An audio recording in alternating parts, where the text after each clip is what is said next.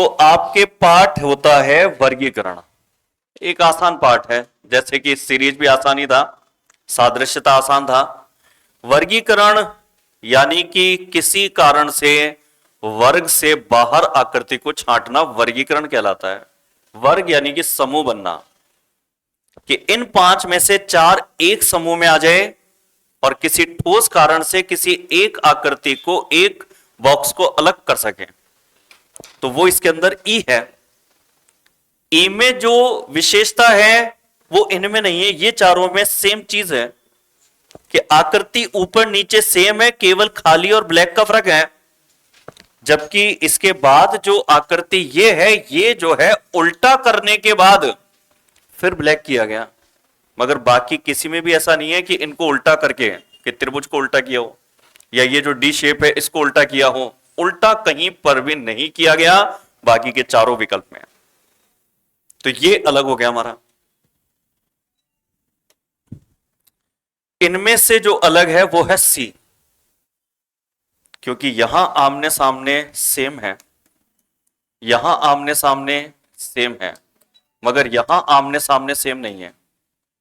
यहां कर्व है मगर यहां सीधी लाइन है, जबकि डी में भी सेम है आमने सामने का। डिजाइन दिखने में एक जैसी लग रही है, मगर डिजाइन को बनाने के लिए जितनी लाइनों का प्रयोग किया है वो डिसाइड करेगी कि उत्तर क्या होगा। और वो डी होगा, क्योंकि यहां लाइन है 1 2 3 और 4, इसमें भी 1 2 3 4 है और इसमें भी 1 2 3 4 है, मगर इसमें लाइन गिनेंगे तो 1 2 3 4 और 5 है इसमें।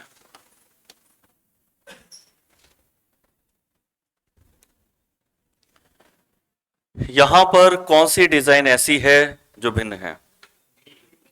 डी, क्योंकि लाइन के एक साइड पे सर्कल और दूसरी साइड पे सर्कल है, लेफ्ट और राइट पे, जबकि इसमें लाइन के दोनों ही सर्कल एक ही साइड पर हैं, जबकि बाकी किसी भी विकल्प में ऐसा नहीं था।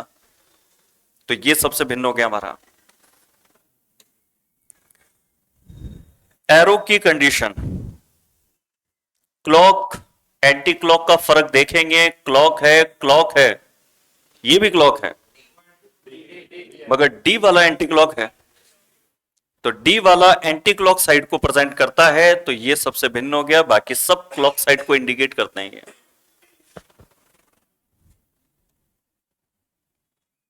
यहां प्रश्न थोड़ा मुश्किल है। आकृति के ऊपर आकृति है, आकृति के ऊपर आकृति है, मगर ये वर्ग है और ये आयत है, तो इसका आंसर जो होगा वो बी होगा। वर्ग और आयत हैं दोनों चौकोर, मगर ये बिल्कुल चौकोर है, जबकि आयत के अंदर ये दोनों जो लाइन है ये बड़ी हैं और ये छोटी हैं, तो ये दिखने में एक जैसी लग रही है जबकि एक जैसी है नहीं, तो इसमें बी होगा आंसर। ये है घुमाने पर क्लियर होगा कि अगर ए की आकृति को घुमाएं तो घूमने पर 3 तो आ जाएगी, मगर सी नहीं आएगा, क्योंकि इस आकृति का ये है मिरर इमेज। लेफ्ट साइड पे लाइन थी, राइट साइड पे है, मगर इसी डिजाइन को अगर हम एंटी क्लॉक 90 घुमा दें तो ये डिजाइन बन जाएगा। अगर 90 डिग्री अगर हम घुमा दें इस डिजाइन को, तो ये वाला डिजाइन बन जाएगा हमारा।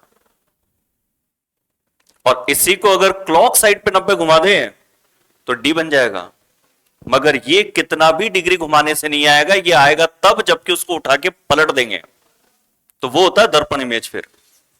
तो ये सी इसके अंदर अलग है।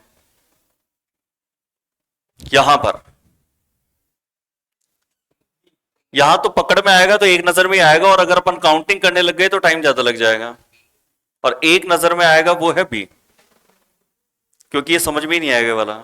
बाकी समझ में आएंगे कि यहां चौकोर था, त्रिभुज था, पंचभुज था, हर भुजा पे कोने पे कर्व के साथ एक डॉट दिखाया गया था, मगर यहां कोई भी आकृति नहीं है।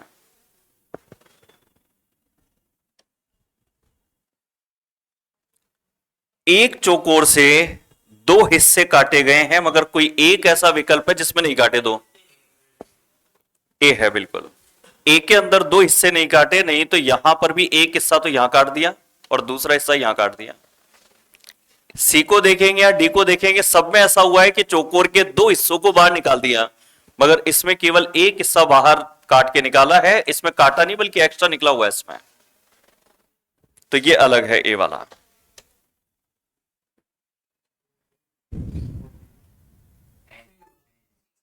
सी वाला एन, ये वाटर इमेज दिखाया टी को, वी को वाटर इमेज दिखाया, मगर एन का वाटर इमेज ये नहीं है।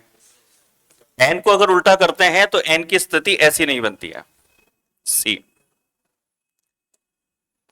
अब एक चैप्टर वो भी देख लेते हैं जो चैप्टर तो है मगर एग्जाम में उसको बहुत कम बार देखा गया है, एक समान चित्र समूह।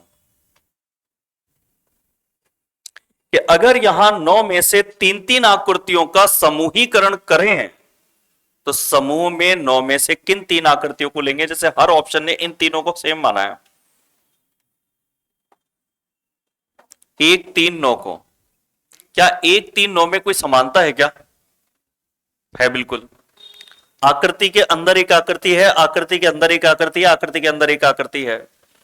और कौन से 3 आकृतियों को एक समूह में लें? क्या 2 5 6 को लें या 2 7 8 को लें? तो 2 5 के साथ में किस किस को लेना चाहिए? तो 2 के और 5 के साथ में लेना चाहिए हमें किसको? 6 को लेना चाहिए अगर समूहीकरण कर रहे हैं तो, क्योंकि इन सब के अंदर प्लस हो जाएगा फिर। और 2 5 6 एक साथ होने के बाद फिर कौन कौन से एक साथ हो जाएंगे? 4 7 8। 4 में 7 में 8 में भी समानता है कि एक बड़ी आकृति के साथ उसके छोटा जो हिस्सा है वो दिखाया गया इसमें। तो इसमें समूहीकरण करेंगे तो सबसे बेस्ट जो समूह है वो इसके अंदर ए है। बाकी अगर हम 4 5 के साथ में अगर 6 लेते तो 4 और 5 एक अलग ग्रुप हो जाता, 5 और 6 फिर भी एक जैसा होता, तो वो समूह नहीं बनता। वो इन 9 आकृतियों में कौन सी 3-3 एक जैसी होगी? ये तीनों एक जैसी हो। नीचे संदूक टाइप की आकृतियां हैं, ये संदूक टाइप की इन तीनों आकृतियों को एक साथ रखें तो 1 4 और 9 एक साथ होना चाहिए। और दूसरा इसमें कहता है 2 6 8 एक जैसा है, तो इसमें 2 में 6 में 8 में भी समानता है कि जगनुमा आकृति है थोड़ी। और बची हुई 3 5 7 एक जैसी है, तो 3 5 7 एक जैसी है जिसमें ऊपर से आकृति चौड़ी और नीचे से सकड़ी है। सब में इस तरीके से है इनमें।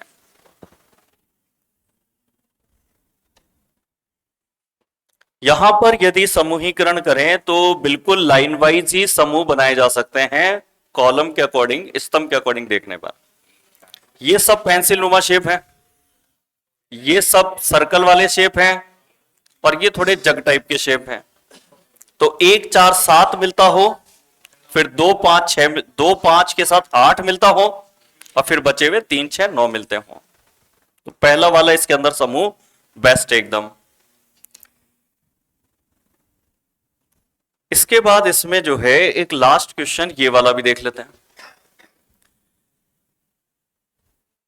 चौकोर वाली शेप्स बहुत सारी हैं, मगर डबल आकृतियां और सिंगल आकृतियों का ही फर्क है यहां पे, कि 9 में से 3 आकृतियां ऐसी हैं जो सिंगल हैं, बाकी की 6 डबल है।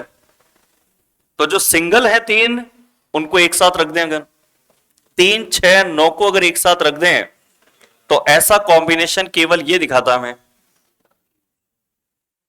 और फिर जो है डबल आकृतियों का समूह 1 5 7, तो 1 5 और 7, इसमें समानता यह है कि डबल आकृतियां तो है ये, मगर दोनों की दोनों सेम है। तो 1 5 7 डबल आकृतियां सेम है, और 2 4 8 डबल आकृतियां अलग अलग हैं। 2 में अलग अलग हैं, 4 में अलग अलग हैं, 8 में 2 आकृतियां अलग अलग हैं। यहां डबल सेम थी, यहां डबल डिफरेंट है, और यहां पर आकृतियां सिंगल हैं। तो 9 आकृतियों का जो वर्गीकरण बना, समूहीकरण बना, वो बना बी के अंदर। ये नॉन वर्बल के जितने भी क्वेश्चन थे, पार्ट थे, ये आपके नॉन वर्बल पार्ट कंप्लीट हुआ। अब कल से आपके वापस किताब का जो पहला चैप्टर है वर्बल रीजनिंग का, वो कल से स्टार्ट कर देंगे। आज कोई एग्जाम वगैरह है क्या आज? हाँ, तभी आज स्टूडेंट कल से काफी कम है। कल भी है क्या एग्जाम?